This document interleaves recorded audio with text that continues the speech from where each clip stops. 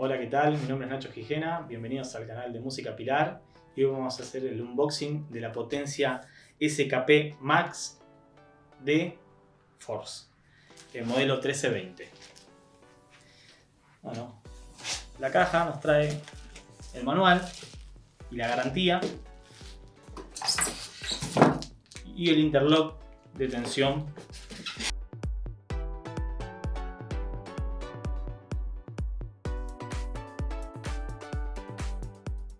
Tiene dos canales, obviamente estéreo. Es una potencia de 325 watts por canal en 8 ohms y 650 watts en 8 ohms por canal. La potencia tiene dos salidas Speakon, dos salidas de Bornera, tiene entrada de Canon XLR para cada lado, plug y RCA. También tiene un ground lift para levantar la tierra, tiene una opción de limitador. Tiene las tres opciones que son paralelo o mono, estéreo y bridge o puente. Y tiene una perilla para cambiar la sensibilidad de la potencia.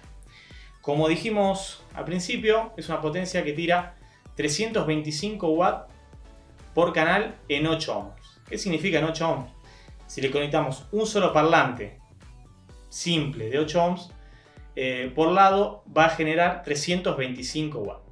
Si le ponemos por lado dos cajas de 8 ohms, va a bajar la impedancia a 4 ohms y ahí la potencia nos va a entregar 650 watts por canal.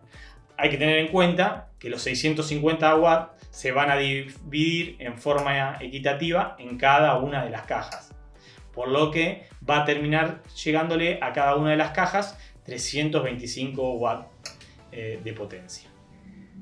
Como dijimos anteriormente, la potencia tiene dos tipos de salida.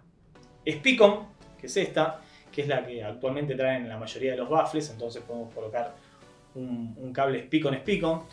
La ventaja de esta ficha es que tiene una traba, entonces nos da más seguridad.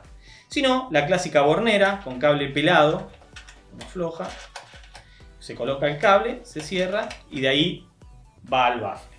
Eso por los dos lados. En cuanto a lo que es entradas, tenemos la entrada, dependiendo de la consola que utilicemos, está bueno de esta consola, de esta potencia, perdón, que es adaptable a cualquier salida de cualquier consola. ¿Por qué? Porque tiene ya el famoso Canon balanceado que usan el 90% de las consolas profesionales, o plug, que también tiene algún tipo de salida de consolas, o algunos mixers de DJ, sobre todo los más antiguos, tienen una salida RCA. Así que están cubiertos los tres tipos de fichas más usados en el mercado. Esto para salir de la consola y entrar a la potencia. Como alternativas también tenemos, como dijimos hoy, un ground lift, que es para levantar la tierra. Eso es cuando hay faltante de tierra, que se genera un ruido parásito. Uno prueba con levantando la tierra y a veces se va ese ruido.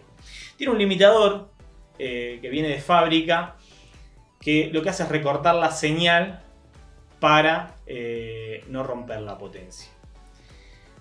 Tenemos los tres modos: mono, estéreo y bridge o puente. El modo paralelo o mono, la señal entramos una sola y esa misma señal se envía a los dos lados. ¿Sí? Entonces entramos con una sola señal en el A y esa misma señal se va a replicar en los dos lados. Entonces eso es para cuando utilizamos una sola entrada. Si lo ponemos en el modo estéreo, que es el modo clásico, la potencia pasa a ser dos potencias en una. Entramos por el L y sale por la salida L o A. Y la señal que entra por el B sale por el B. La opción 3, que es bridge, lo que se hace es puentear los dos lados de la potencia en uno solo y se suma. Entonces, no se usan estas salidas, se usan los dos rojos con dos cables pelados y se entra con una sola señal acá. La potencia pasa a ser una sola, en el caso que uno necesite usar una potencia de mucha mayor potencia, valga la redundancia. Y bueno, y tiene una sensibilidad que de acuerdo a la señal que le mandemos conviene cambiarla. Mayormente se usa en 0,77 volt, que es el nominal. Le agradecemos que nos hayan visitado y lo invitamos a suscribirse al canal de Música Pilar.